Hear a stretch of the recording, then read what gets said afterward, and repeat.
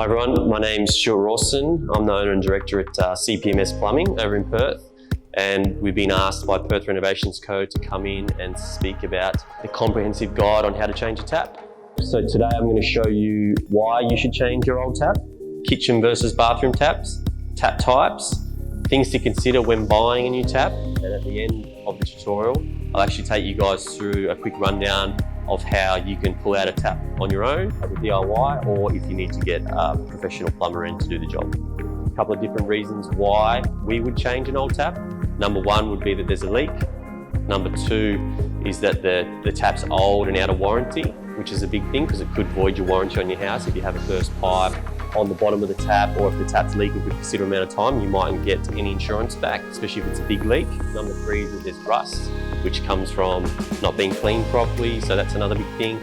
And number four is just that you might want to update, or you could be renovating. Bathroom taps are smaller in size and stature. They have different flow rates because they don't need to have as much pressure as a kitchen tap, where a kitchen or laundry tap, much bigger spout, is more versatile in terms of the sink is quite a lot bigger, so you need more range, more movement, and the same with a laundry. Different tap types is you could have a wall-mounted tap, which is good if you have a countertop basin, or if you had a bar.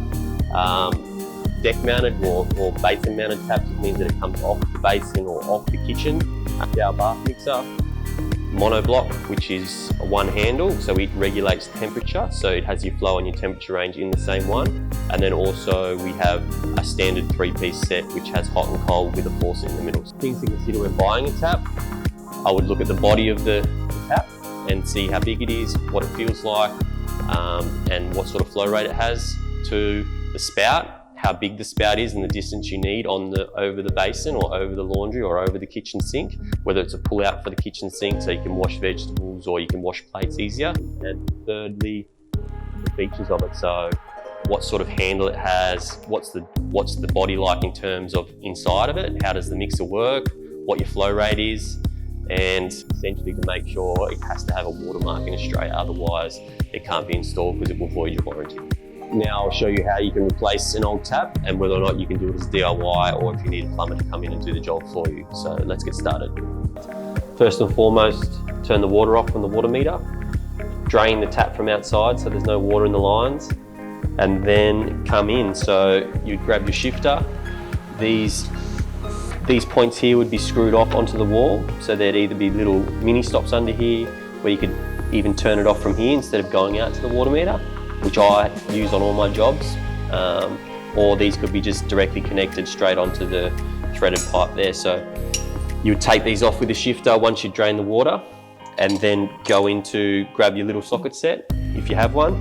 Grab a 10mm socket, a medium extension, put these on,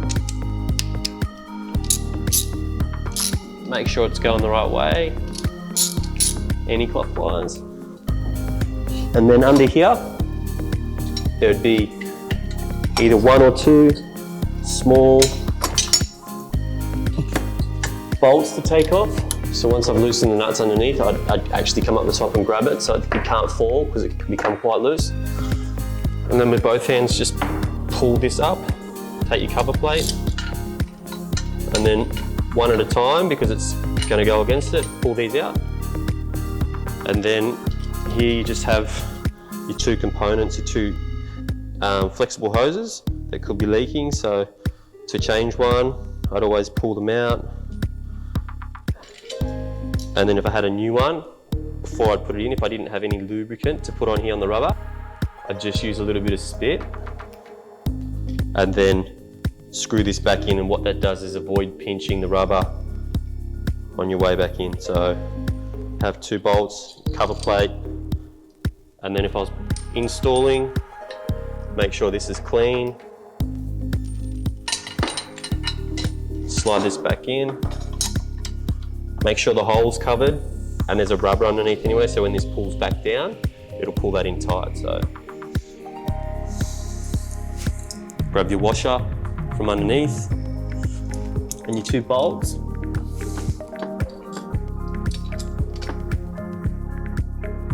Both your nuts.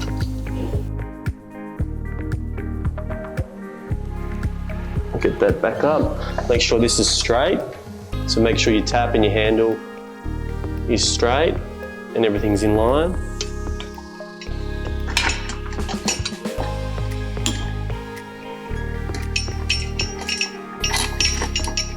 And then I would tighten these back up so it's nice and tight.